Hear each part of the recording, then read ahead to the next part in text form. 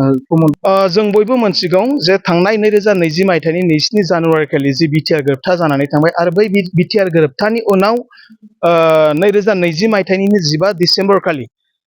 मानव गेदेर प्रमद बर' मानगोनां बिथांनि दैदेननायावनो इउपिपिएलआ सरकार दाजेननाय जादोंमोन काउन्सिलाव बिटिआरआव। दा बैजों लोगोसे बिथाङा जेब्ला बिटिआरनि गाहाय मावफुं सोद्रोमा बिबान लानाय आरो बै बिबान लानाय समनिफ्रायनो बिथाङा थांनाय उदांस्रि सिगां आरो उननिफ्रायनो नैबे बिटिआर ओनसोलनि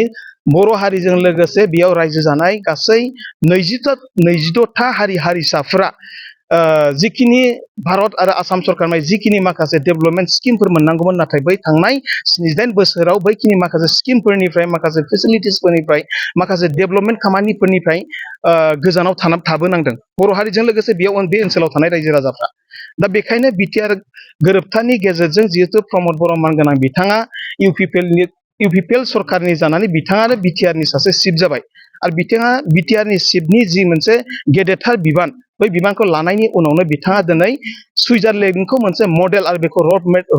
मेप खालामनानै बिथाङा दिनै सुइजारलेन्ड बायदि बिटिआरखौ खामानि मावनो थाखाय बिथाङा आवगायबाय थानाय जादों आरो बेखौ लानानै रायजो राजाफ्रा दिनै गोनो गोथो जानांगौ बाथ्रा गैया। मानो होननानै बुङोब्ला सुइजारलेन्डआ दिनै ओरैबायदि काउन्ट्रि, दा सुइजारलेन्डआव दिनै सुइजारलेन्ड सरकारा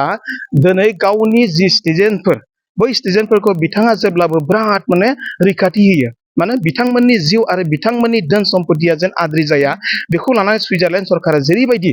नोजोर होबोयो सिटिजेनशिपनि सायाव, सिटिजेनफोरनि सायाव, गावनि नोगोरारिफोरनि सायाव, बेबायदिनो बिटिआरनि मानव गेदेर गाहाय मावफुं सोद्रोमा मानव गेदेर मुस्रि प्रमद बर' मानगोनां बिथाङाबो जे उदांस्रिनि 79 बोसोराव जिखिनि डिप्राइभ जाबोदों बेखौ बर' हारिजों लोगोसे 26टा जनगोष्ठीखौ एखे लोगोसे लांबाय थानांगौनि थाखाय बिथाङा सुइजारलेन्ड मडेलखौ दिनै लानानै खामानि मावनो थाखाय नागिरदों आरो बेखौ लानानै आंबो खोब मोनसे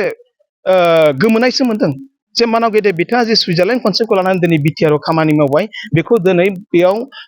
बिटिआरआव रायजो जानाय 35 लाख 36 लाख जिखिनि माखासे रायजो राजाफोर दं बिथांमोना दिनै बरायनांगौसो। बेखौ जोङो मजाक खालामनानै मिनिनायनि सम गैया। मानो होननानै बुङोब्ला बिथाङा दिनै जि मोनसे सुइजारलेन्ड कनसेप्टजों जि रडमेप खालामबाय, बे फैबाय थानाय 10 बोसोरनि गेजेराव बिटिआर ओनसोलनि साफ्रोमबो रायजो राजाफ्रा जे मोनसे मोजां थासारियाव फैगोन बियो जोबोर रोखा। मानो होननानै बुङोब्ला सुइजारलेन्डआ दिनै गोजोननिबो मोनसे नेरसोन जानो थांगासिनो दं। सुइजारलेन्डआ दिनै एग्जाम्पल, दिनै सुइजारलेन्डआव नोगोरारिफ्रा मालाबाबो दुखु खस्थ' सैनांनाय गैया। बिथांमोना जिखिनि बोसोरारि जिखिनि माखासे बाजेट जायो, बै बाजेटआ खालि बिथांमोननि सुइजारलेन्डआव थानाय नोगोरारिफोरनि थाखायसो आबुङै बियो मोनसे मोजां बाजेट। दा बेखायनो फैबाय थानाय समाव बिटिआरआवबो जे बिटिआरनि मानव गेदेर गाहाय मावफुं सोद्रोमा मुस्रि प्रमद बर' दैदेननाय समाव उननि समावबो जेन नैबे बिटिआर ओनसोलखौ मोजाङै जौगाहोनांगौनि थाखाय, जे सुबुंफोरनि लाइफआ रैखाथि जानांगौनि थाखाय, सुबुंफोरनि